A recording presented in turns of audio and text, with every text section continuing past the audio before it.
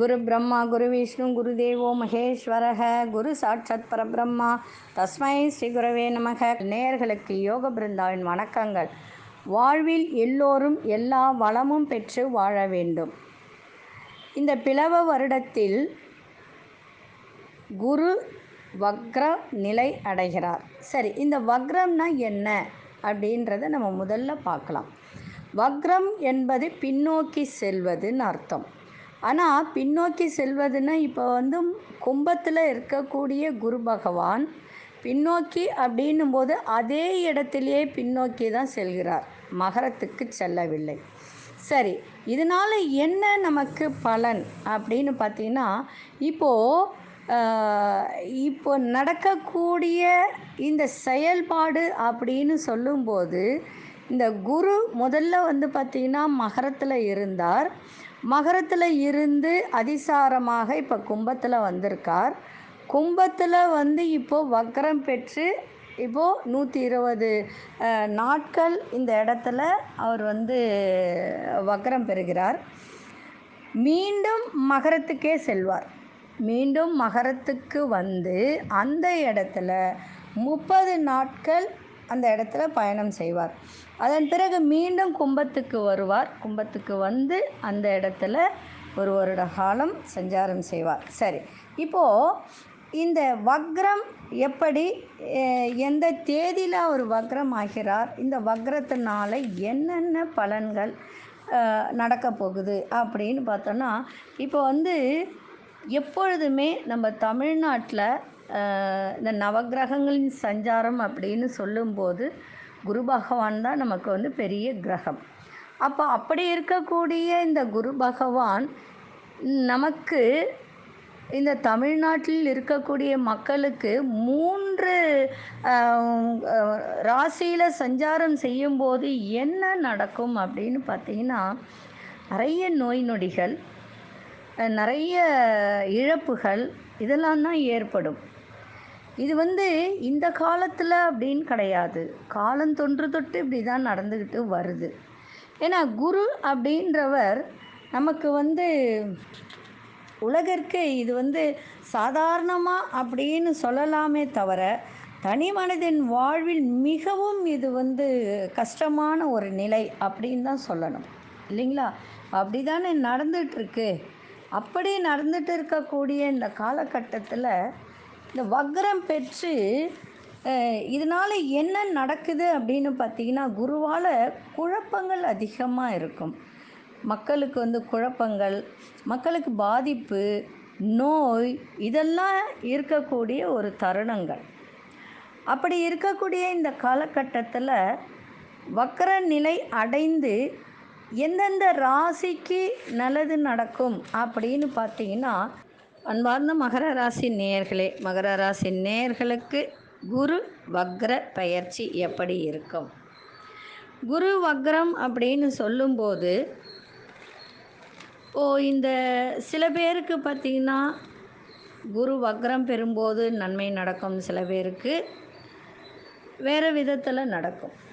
ஏன் அப்படின்னு பார்த்தீங்கன்னா, மகர ராசிக்கு 3க்கும் 12க்கும் அதிபதியானவர் குரு பகவான். அப்போது இரண்டுமே பார்த்திங்கன்னா மறைவு. நல்லா புரிஞ்சிக்கணும். 3க்கும் 12க்கும் அதிபதி. அப்படி இருக்கும்போது 3ஆம் இடம் என்பது என்ன? முயற்சி ஸ்தானம். 12ஆம் இடம் என்பது விரயம். விரயம் அப்படின்னு சொல்கிறத விட தொழில் அப்படின்னு எடுத்துக்கலாம். 12ஆம் இடம் வேலை செய்தால் தான் நமக்கு 2ஆம் இடத்துக்கு, 2ஆம் இடம் என்பது தனம் இல்லைங்களா? நிறைய சொல்லலாம். ஆனால் நம்ம இப்போ இருக்கக்கூடிய ஒரு விஷயத்துக்கு குருனாலே நமக்கு பண வரவு, புத்திரர்கள், தொழில் இப்படி. அப்போ நம்ம அதை தான் எடுத்துக்கணும். அப்படி இருக்கக்கூடிய இந்த காலகட்டத்தில் அப்படின்னு பார்க்கும்போது உங்களுக்கு குரு பகவான் மகர ராசிக்கு அசுபர் அப்படின்னு தான் சொல்லணும். ஆனால் ஒரு விஷயம் நல்லா புரிஞ்சிக்கணும். இதெல்லாம் சொல்கிறது அப்படின்னும்போது இது ஒரு 120 நாட்கள் தான்.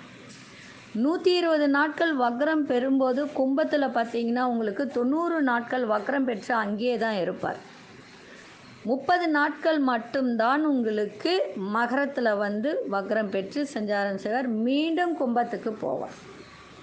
அப்போ 2ஆம் இடம் என்பது தனம், வாக்கு, குடும்பம், கல்வி, வலது கண், இப்படியெல்லாம் சொல்லிக்கிட்டே போகலாம் காரகத்தை. சரிங்களா? அப்படி இருக்கும்போது ஒரு விஷயம் நல்லா புரிஞ்சுக்கங்க, எந்த கிரகங்கள் பயிற்சி ஆனாலும் உங்களுடைய ஜனனகால ஜாதகத்தை எடுத்து கொஞ்சம் ஆராய்ச்சி பண்ணி பார்த்துக்கோங்க. ஏன்னா உங்களுக்கு நல்லா திசா புத்தி நடக்குதா, என்ன தசை நடக்குது, குரு உங்களுக்கு எப்படிப்பட்டவர், குரு எந்த இடத்துல இருக்கார், குருவுடைய பார்வை நல்ல பார்வையாக இருக்கா, சுப பார்வையாக இருக்கா, அப்படி இருக்கும்போது என்ன ஆகும்னு சொன்னால் நிறைய மாற்றங்கள் நிகழும். குரு வந்து நின்ற இடம் பார்க்கக்கூடிய இடம் சுபம் அப்படின்னு சொல்லுவாங்க, கோடி நன்மை அப்படின்னு சொல்லக்கூடியது. ஆனால் உங்களுக்கு பார்த்தீங்கன்னா அசுபர் அப்படின்னு சொல்லும்போது,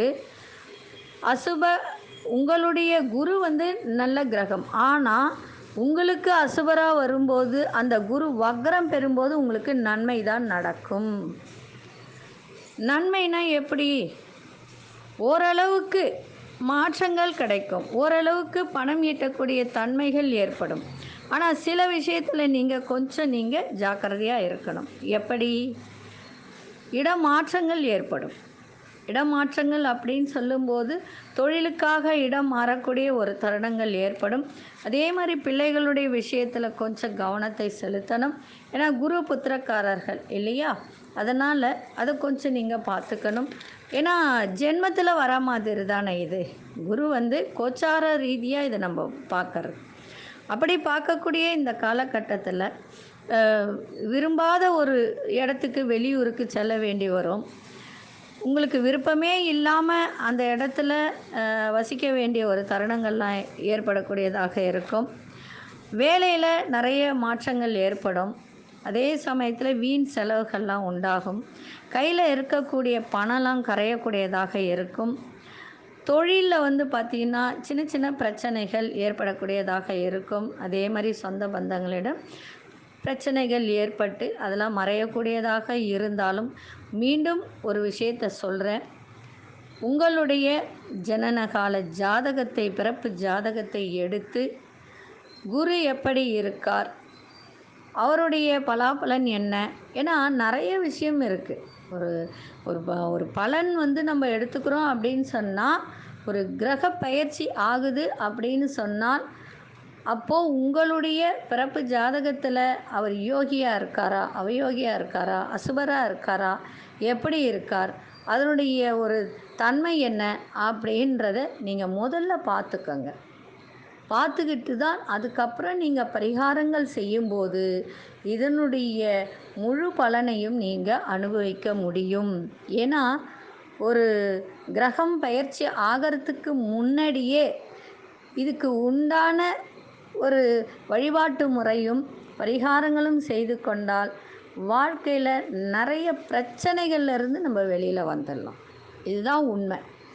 இது நிறைய பேருக்கு தெரியறதே இல்லை. நீங்கள் வந்து ஒரு பயிற்சியை பற்றி சொல்கிறீங்க, அது எங்களுக்கு நடக்குமா நடக்காதா அப்படின்ற ஒரு சந்தேகம் நிறைய பேருக்கு இருக்கும். நிஜமாகவே இருக்குது, நான் இல்லைன்னு சொல்லலை. ஆனால் இதெல்லாம் வந்து ஒரு தற்காலிகம்தான். இது ரொம்ப நாட்களாக இருக்குது அப்படின்னா கிடையாது.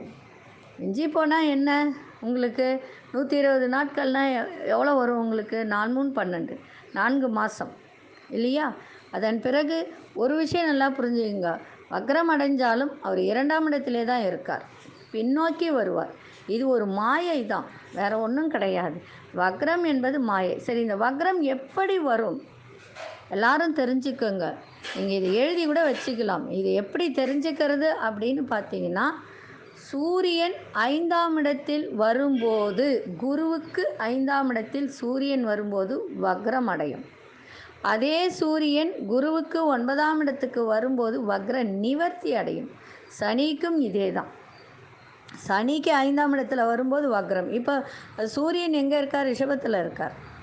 அப்போது சனி மகரத்தில் இருக்கார். சனியிலிருந்து சூரியன் 5ஆம் இடம் இல்லைங்களா? அப்போ 9ஆம் இடத்துக்கு வரும்போது வக்ர நிவர்த்தி அடைஞ்சிருவார். இதுதான் கணக்கு.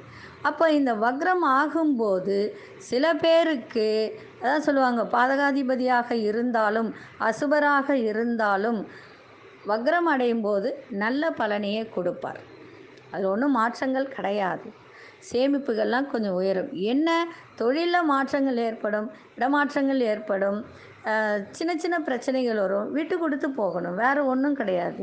அதே மாதிரி நம்ம பேசுகிற வார்த்தையில் நிதானம் இருக்கணும், அதுதான் முக்கியம். ஏன்னா குரு 2ஆம் இடத்துல இருந்து வாக்குஸ்தானமாக மாறும் இல்லையா? அந்த வாக்குஸ்தானமாக மாறும்போது வக்ரம் அடையும் போது தேவையற்ற பேச்சுக்கள் வாயிலேருந்து வரும். அதெல்லாம் கொஞ்சம் குறைச்சிக்கணும், டென்ஷனை குறைச்சிக்கணும். புத்திரர்களுடைய ஆரோக்கியத்திலும் அவர்களுடைய செயல்பாட்டிலும் கொஞ்சம் கவனத்தை செலுத்தணும். அதே சமயத்தில் தொழிலில் நீங்கள் நிதானத்தை கடைபிடிக்கணும். நிறைய முதலீடு போட்டு எதையும் செய்யாதீங்க.